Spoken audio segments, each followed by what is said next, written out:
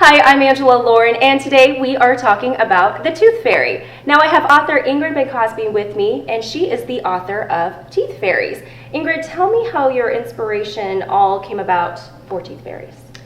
Teeth Fairies came about with my oldest daughter, Emma. She was getting to the age where she was getting her first loose tooth. I looked to find something fresh, something new to do with her or with the Tooth Fairy, and I was able to find nothing. So as a teacher, I was a teacher before I was a mom for many years. So writing stories and poems came very naturally to me. So when I didn't find something out there, I just wrote my own for her. I created the story, I created the whole concept with the doll. The Teeth Fairies comes with a Tooth Fairy doll, and my daughter loved the idea. She loved the concept. So Teeth Fairies is an interactive story. It comes with the doll, and it's a fun game, something new that parents can play with their children, right. And it's a new twist on the Tooth Fairy, the way that I grew up with her. Right, we all know the Tooth Fairy story. She comes and visits when you lose your tooth, slips you a little money under the pillow. What makes this doll and book so different, makes it a little more fresh and new? Well, as a mom, I wanted to steer away from having to slip anything under anyone's pillow with the fear of waking anybody up and being discovered. Yeah. So this fairy arrives when a child gets their first loose tooth, and it's her mission to watch over children, make sure that they're brushing their teeth, eating healthy, and she reports back to the Tooth Fairy, the head Tooth Fairy, and lets her know how children are doing. And she arrives back every morning, and it's the children's job to find her when they wake up. Okay. So at the end of her mission, she's a Tooth Fairy in training. When the tooth falls out, it's the child's responsibility to put it in her crown, and she becomes an official Tooth Fairy.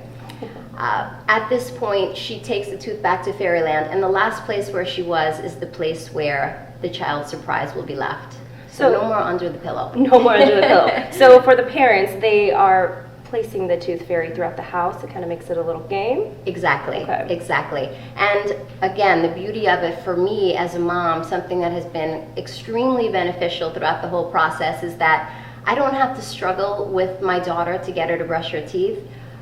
When the doll arrived and it's watching her, she will run to me and tell me that she wants to show her Tooth Fairy what a good job she does at brushing her teeth. So that was a huge deal for me, because I don't know about a lot of moms out there, but I do a lot of repeating, and having the doll watch over really was a help for me to get her to do it on her own. And even the other children who have not lost any teeth yet and have not had their own personal fairy visit them, they're aware, and they're also doing it because they know that she's here watching as well. Right. So it's been fantastic in that sense, as far as getting her excited about brushing her teeth and taking good care. How does that visit help the process for you as a parent? Well, the Tooth Fairy comes every time that the child has a loose tooth.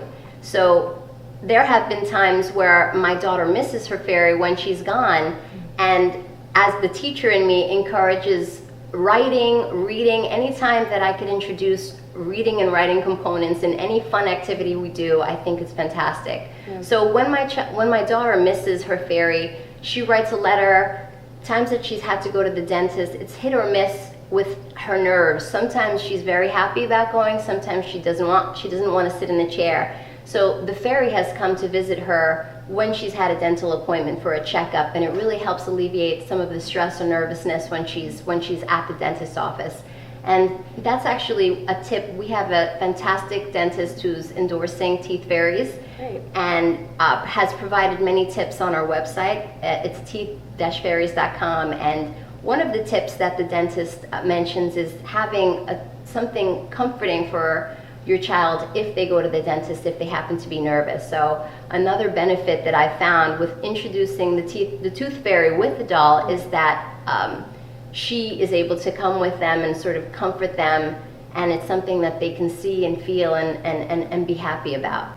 Her so excited about having her own personal Tooth Fairy that she tells all of her friends about it at school, and I've gotten requests from parents. I've gotten parents ask me where I've gotten this fairy in the book set that their children are talking about, that Emma has told them about, and they want to get it. And that's where it became very exciting for me, because there was no product available like that. This was something that I created, and people are interested in having it. So it really drove me to produce it.